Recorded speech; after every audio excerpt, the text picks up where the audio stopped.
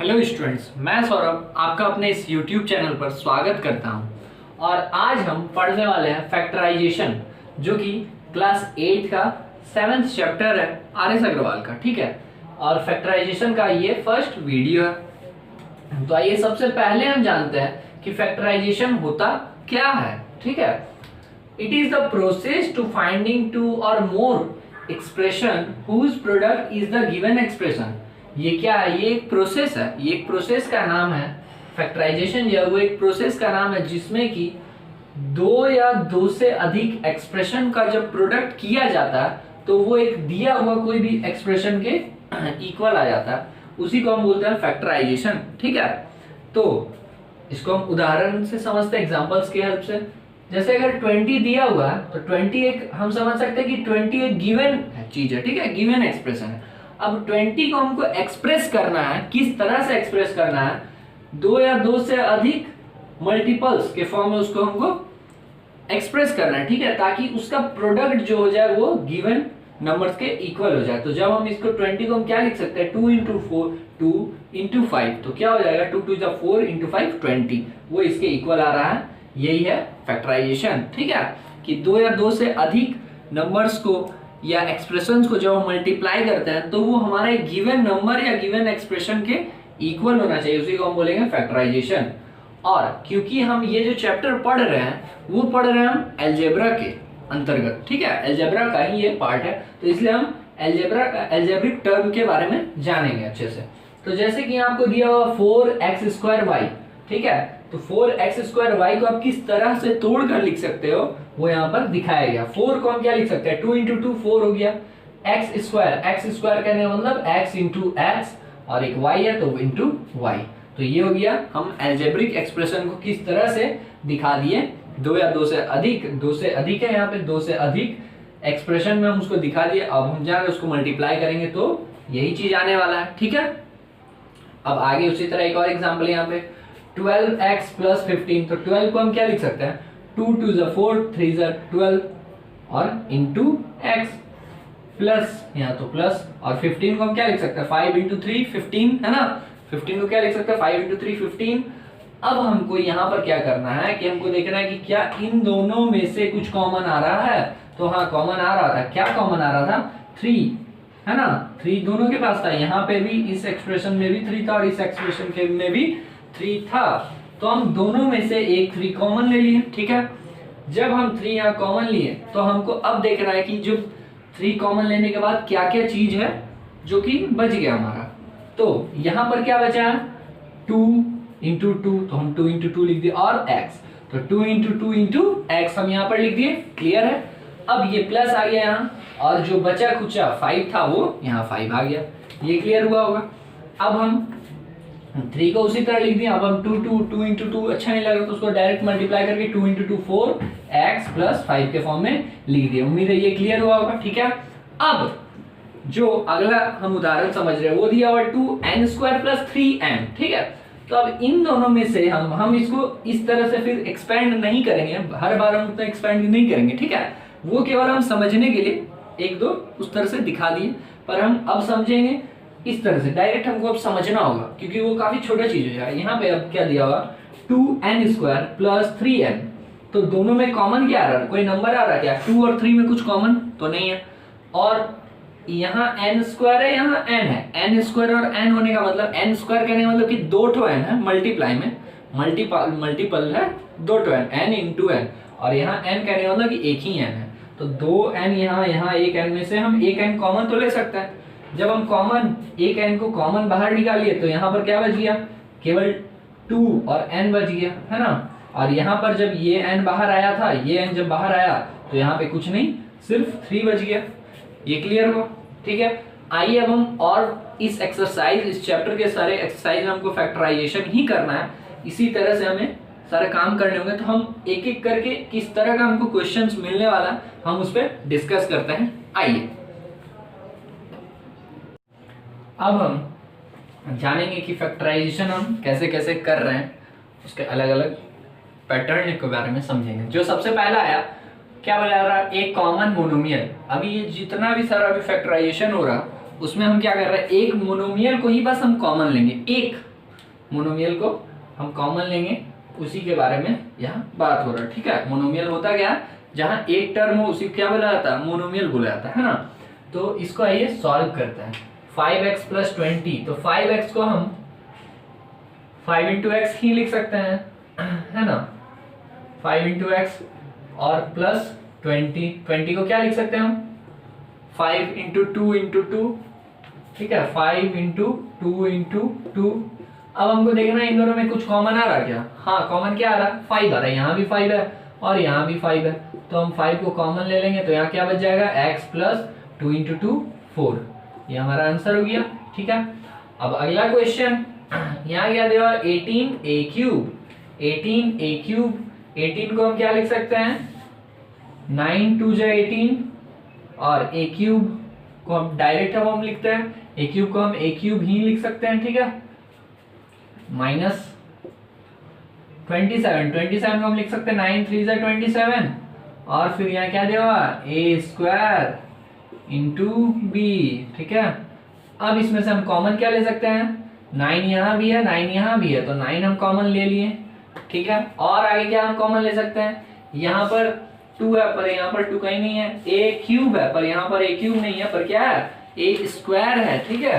तो अगर a² यहाँ है तो यहाँ से भी हम a² ही कॉमन ले सकते हैं, ठीक है। तो जब हम a² कॉमन ले लेंगे तो यहाँ पर क्या बच जाएगा, एक 2 बचेगा और a बच जाएगा। a क्योंकि यहाँ पे क्यूब में था, 3a था, तो एक जब इधर 2 जब a² जब हम बाहर ले लिए तो अंदर क्या बचा, केवल a ही बचा, तो वो a आ गया। माइनस का साइन, 9 तो बाहर आ चुका था, अब क्या बचा, 3a² भी बाहर आ चुका था हमारा, है ना। तो अब यहाँ पर a तो बचा नहीं, केवल b। ये भी सॉल्व हो गया, क्लियर है। और ये लास्ट एग्जांपल हम इस मोनोमियल के लिए समझ रहे हैं, लास्ट। अब हम यहाँ पर क्या कर सकते हैं, 12a² b 9ab² + 6ab, तो 12 को हम क्या लिख सकते हैं, 4 × 3 = 12, ठीक है। a² b माइनस 9 को हम क्या लिख सकते हैं, 3 × 3 = 9 × ab² प्लस 6 को हम क्या लिख सकते हैं, 3 × 2 = 6 × ab, ठीक है। अब बात आया कॉमन क्या ले सकते हैं हम, यहाँ से 3, यहाँ से 3, यहाँ से 3 तो हम पूरा में कॉमन ले लिए आसानी से। और क्या ले सकते हैं, यहाँ पर a² भी है, यहाँ पर ab² है, मतलब कि इन दोनों में हम क्या ले सकते हैं, एक a ले सकते हैं, है ना, क्योंकि यहाँ पर 1 है तो इससे भी हम 1 ही ले सकते हैं, और यहाँ पे 1 भी है तो इससे भी हम 1 ही भी ले सकते हैं कॉमन, और इसमें भी हम आए तो एक a और एक b है प्रेजेंट, तो हम तीनों में से क्या कर सकते हैं, ab कॉमन ले सकते हैं। तो यहाँ ab आ गया, तो जब ab आ गया तो अब बचा क्या क्या, एक 4, a² कॉमन लिए, a² में से a कॉमन लिए तो a बचा, b तो कॉमन आ चुका था, माइनस का साइन, ये 3a तो कॉमन आ गया था, b में 2 भी था तो एक भी बाहर था, एक भी यहाँ, ठीक है, प्लस 3 कॉमन था, 2 आ गया, और ab पूरा कॉमन आ चुका था, ठीक है। तो हमारा आंसर ये हो गया, ये क्लियर हुआ। अब जानेंगे हम सेकेंड पैटर्न को, जिसमें कि क्या बोला जा रहा कि एक कॉमन बाइनोमियल जब फैक्टराइजेशन किया जाए और उसमें से एक बाइनोमियल को कॉमन लिया जाए तो वो कैसा होगा, उस पर अभी हम चर्चा करेंगे, ठीक है। तो आइए पहला क्वेश्चन को हम समझते हैं। क्या है क्वेश्चन, क्या है, 5a × 2x - 3y + 2b × 2x - 3y, ठीक है। तो इसको हम समझते हैं। इसमें क्या है, 5a और 2x - 3y के साथ ये 5a पूरा मल्टीप्लाई में है ना, और 2b जो है ये 2x - 3y के साथ पूरा मल्टीप्लाई में। इसमें हम देख क्या रहे हैं, पैटर्न हमको क्या दिख रहा है कि यहाँ 2x - 3y यहाँ भी है और 2x - 3y यहाँ पर भी है, ठीक है। तो अब हम इस पूरे में से ये 2x - 3y, ये 2x - 3y को क्या कर सकते हैं, कॉमन ले सकते हैं, ठीक है। तो हम क्या करेंगे, हम कॉमन ले लेंगे पूरा 2x - 3y कॉमन, ठीक है। जब हम ये चीज को कॉमन लेंगे तो मेरे पास क्या क्या बच जाएगा, हम वो चीज यहाँ लिख दिया करेंगे, ठीक है, लिखेंगे। हम पहले भी ऐसा किए हैं, जो बच जाता है हम वहां लिख देंगे। क्या बचा, 5a, तो यहाँ 5a प्लस, तो यहाँ प्लस, और फिर 2b, तो यहाँ आ जाएगा 2b। ठीक है, वो क्वेश्चन सॉल्व हो गया, खत्म। ठीक है, हमको करना क्या था कि एक बाइनोमियल को बस कॉमन लेना था। तो बाइनोमियल क्या था यहाँ पे 2x माइनस 3y जो कि इसमें से कॉमन आया। ठीक है, अब एक और क्वेश्चन को हम समझते हैं उस पर। यहाँ पर क्या दिया हुआ 8 4x माइनस 5y का होल स्क्वायर, ठीक है, minus 12 into 4x plus 5y। तो इसको हम थोड़ा एक्सपेंड करके लिखेंगे। 4 को हम क्या लिख सकते हैं, सॉरी 8 को हम क्या लिख सकते हैं 4 इंटू 2, और 4x प्लस 5y का होल स्क्वायर है, तो हम क्या लिख सकते हैं 4x plus 5y into 4x plus 5y। ठीक है, दो बार तो लिख ही सकते हैं ना, क्योंकि मल्टीप्लाई में स्क्वायर है उसका। ठीक है, माइनस का माइनस 12, फिर यहाँ पे 4x plus 5y, 4x plus 5y। ठीक है, अब हमको समझना है यहाँ पर हम क्या क्या कॉमन ले सकते हैं। ठीक है, अब इस 12 को हम क्या लिख सकते थे, 12 को हम लिख सकते थे 4 इंटू 3 लिख सकते थे, ताकि हमको यहाँ से 4 और यहाँ से 4 कॉमन मिल जाए। तो जब हमको यहाँ कॉमन मिल गया, क्या क्या कॉमन मिला, 4 कॉमन मिल गया। ठीक है, और 2 यहाँ 3 वहां, काम नहीं चलना। अब आगे यहाँ पे 4x प्लस 5y और यहाँ पे भी 4x प्लस 5y, तो वो भी हम कॉमन ले लेंगे 4x प्लस 5y। ठीक है, अब क्या, अब जो भी बचा कुचा सारा को उस ब्रैकेट में रख दो। क्या बचा, यहाँ पे हमारे पास 2 बचा, 2 के साथ क्या बचा, ये 4x प्लस 5y पूरा बचा था। ठीक है, और माइनस 3। ठीक है, बस यही। अब इसको हम मल्टीप्लाई करके उसको अच्छे से लिख सकते हैं 4 इंटू यहाँ 4x प्लस 5y इंटू यहाँ 4 टू जा 8x प्लस 5 टू जा 10y माइनस 3। ये हमारा हो गया आंसर। क्लियर है? ठीक है, आइए अब हम आगे बढ़ते हैं। और इसके पहले हम क्या क्या पढ़ चुके हैं, एक कॉमन मोनोमियल फैक्टराइजेशन में किस तरह से हम मोनोमियल को कॉमन लेंगे, हम वो पढ़ चुके हैं। उसके बाद हम एक कॉमन बाइनोमियल की, जब एक बाइनोमियल को हमको कॉमन लेना होगा तो वो कैसे करेंगे, वो हम पढ़ चुके हैं। और अब हम पढ़ेंगे फैक्टराइजेशन बाय ग्रुपिंग। हमारे पास जो भी एक एक्सप्रेशन दिया होगा उसमें से हम पहले उसका एक प्रॉपर वे में उसका पहले हम ग्रुप बनाएंगे। ठीक है, और उसमें से हम देखेंगे कि कुछ कॉमन आ सकता है क्या, और हाँ जो कॉमन आ सकता होगा उसे हम कॉमन लेंगे। ठीक है, आइए यहाँ आपका दिया हुआ क्या दिया, ए स्क्वायर, ठीक है, और बीसी। तो बीसी में से कुछ कॉमन आ सकता है क्या, ए स्क्वायर और बीसी में से कुछ कॉमन आ सकता है क्या, नहीं। तो हम आगे बढ़ गया ए बी, तो हम इन दोनों को एक साथ लिख सकते हैं, A square plus A B plus B C plus A C. ठीक है, हम इसको इस तरह से बस एडजस्ट करके लिख दिए ए स्क्वायर, और फिर ये वाला चीज यहाँ डाल दिए और ये वाला फिर यहाँ था, A square plus A B plus B C plus A C. अब इसमें देखना है कि हम कुछ कॉमन ले सकते हैं या नहीं, और किस तरह से कॉमन ले सकते हैं। इन दोनों में हम क्या कॉमन ले सकते हैं, ए कॉमन ले सकते हैं। ठीक है, तो ए कॉमन लेंगे तो यहाँ क्या बचा, ए प्लस यहाँ बी।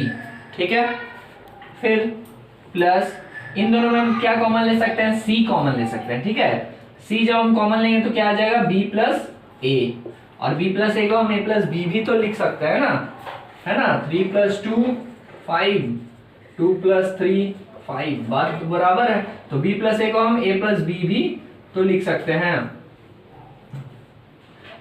अब हमको आगे देखना है, आगे अब ये फॉर्म में आ गया है, किस तरह का फॉर्म में आ गया, ये एक कॉमन बाइनोमियल वाला फॉर्म में आ गया कि हम यहाँ से एक कॉमन, ये पूरा बाइनोमियल को कॉमन ले सकते हैं। a प्लस बी दोनों में है, हम इस पूरे को कॉमन ले सकते हैं, a प्लस बी। तो यहाँ ब्रैकेट में क्या बच जाएगा, a प्लस सी। ठीक है, ये क्लियर हुआ। एक और एग्जांपल से हम इसको समझेंगे। ठीक है, यहाँ A X square plus B Y square, इन दोनों में कुछ कॉमन नहीं है। ठीक है, जैसे हम आगे बढ़े तो बी एक्स स्क्वायर, तो हाँ एक्स स्क्वायर यहाँ भी था, एक्स स्क्वायर यहाँ भी था, तो हम इन दोनों को साथ में ग्रुप में रख सकते हैं। क्या हो जाएगा, A X square plus B X square plus B Y square plus A Y square. इन दोनों में हम क्या कॉमन ले सकते हैं, एक्स स्क्वायर कॉमन ले सकते हैं, तो यहाँ क्या बचेगा ए प्लस बी। ठीक है, इन दोनों में क्या कॉमन ले सकते हैं, वाई स्क्वायर, तो क्या बचेगा B plus A. B plus ए को हम ए प्लस बी भी तो लिख ही सकते हैं ना, तो वो लिख दिए। अब फिर ये यही आ गया बात, एक कॉमन बाइनोमियल वाला, एक हम बाइनोमियल को कॉमन ले सकते हैं, तो आइए इसको कॉमन लेते हैं, A plus B into X square plus Y square. ठीक है, ये आ गया। तो इसी के साथ ये जो था फैक्टराइजेशन का फर्स्ट पार्ट ये कंप्लीट हुआ। ठीक है, और पहला एक्सरसाइज भी कंप्लीट हुआ RS अग्रवाल का, और नेक्स्ट वीडियो में हम इसके आगे बढ़ेंगे। मेरे साथ बने रहने के लिए चैनल को लाइक सब्सक्राइब जरूर करें। धन्यवाद।